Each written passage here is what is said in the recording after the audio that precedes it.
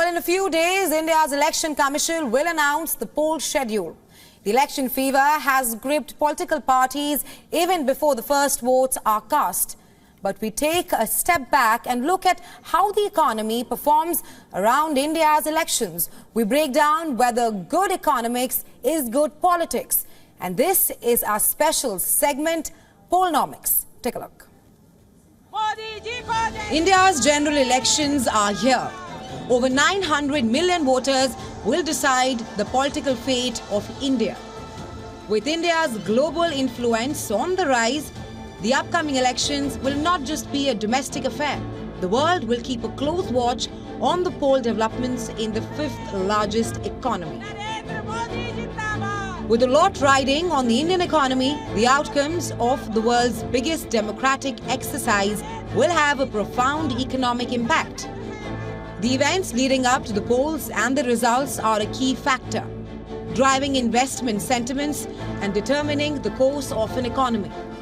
A recent research by the DBS Group shows that the economy slows a quarter before the polls before soaring post-elections. Inflation eases before the polls but picks up after the elections. Foreign portfolio investment, a key driver of India's stock markets, sees a major uptick post the elections. The rupee, on the other hand, strengthens before the polls, before it stabilizes and moved around in a range. But this is an average of the last 5 elections since 1999. It is in no way the norm. In 2009, the economy experienced growth on the back of a stimulus. However, the economy slowed in 2019 due to economic headwinds. Elections are a major factor for the economy. But oil prices, the monsoon and global factors are key players too. But the DBS report is a big indicator that political certainty boosts the economy, while uncertainty pulls the economy down. The election season triggers a perennial debate, which is good economics also good politics?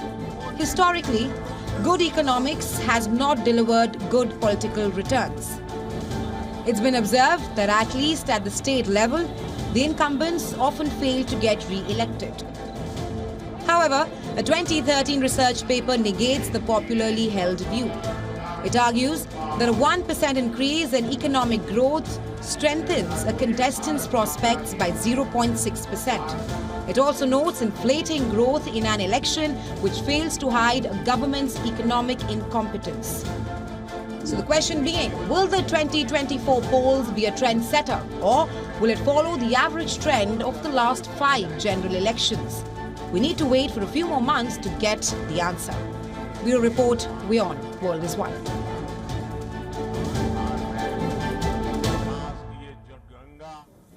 And for more on this, we are now being joined by TV Mohandas Pai, Chairman, RN Capital Partners. He's joining us live from Bengaluru. Welcome to the show, sir. Thank you. Thank you. I want to first start by asking you what's your take on this popular belief that good economics is good politics as well? Well, I think good economics is good politics, but to get the benefits of the good economics for the political party in question, you have to execute on the ground. What has happened in the last many years is government in Delhi has had good economic policies, but they have not impacted the people on the ground effectively because they're unable to execute. What Prime Minister Modi has done over the last 10 years is to execute the policy so that most people get the benefits. Let me give you an example. After 10 years of Modi, most Indians will have a roof over the head, water in the tap, power in the switch, toilet in the house, a gas stove, a internet connection, a bank account, money in the bank, a mobile phone, health insurance, food on the table, education for children. Most people are benefiting in getting all these things. So they're getting the necessities of life. In addition, there has been tremendous progress in building roads, having greater railway penetration in the country, etc. And the benefits are being seen by people all over the country. So good economic policies has led to an improvement in the quality of life for most people here, reducing poverty to around, deep poverty to around 2%. That's what Sujit Bala has said. So I think we have to carry out the policies and execute on the ground. That is the difference this government has done. So I think if you have good economic policies but are not able to execute, remains on paper largely, you're not going to benefit. Right, Mr. Pai, speak of the execution part here. I also want to understand as to how does political certainty impact investor sentiment and perhaps people at large? Well, I think political certainty is important for investors to invest over a time horizon of 5-10 years, because we don't want a new government come and to reverse all policies and stop everything. Look at my state of Karnataka. Karnataka was growing pretty fast, is the richest state in India. Suddenly we had this Congress government which has chosen to give away 55,000 crores of subsidies to people. There's no money for development, no money to build roads, no money for infrastructure, and we are in a pretty bad shape. So in Bangalore, we got traffic jams, we got bad roads, we got potholes, and we got a lot of things. And government is saying we don't have enough money. Now, how can anybody, invest for the long term if you have a thing like this? Now, we also see some of these opposition parties are saying we're going to give grants to people, etc. Because we don't want reversal of policies, because that has been the bane of India for very long. So the global confidence in India is quite low, and the risk premium for India is high. But in the last 10 years, we had greater certainty. So next 5 years, we have greater certainty. Then I think this will not be a big issue either for citizens or for industry or for investors. Right, Mr. Pai, you speak of the welfare schemes out there in Karnataka which are not working out according to you. My last question is just a follow-up, but on a larger scale. What's your take on India's current welfare schemes?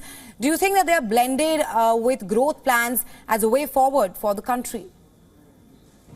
Well, I think what has happened in Delhi in Prime Minister Modi's NDA 1 and NDA 2 is fantastic. There's been a huge increase in welfare, and welfare schemes are reaching people. People are seeing actual benefit improvement in their lives. And there's been a huge increase in infrastructure. So the country is becoming much more productive.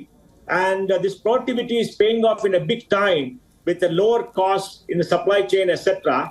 And we're also seeing a liberalization of licenses and other policies so that markets can perform.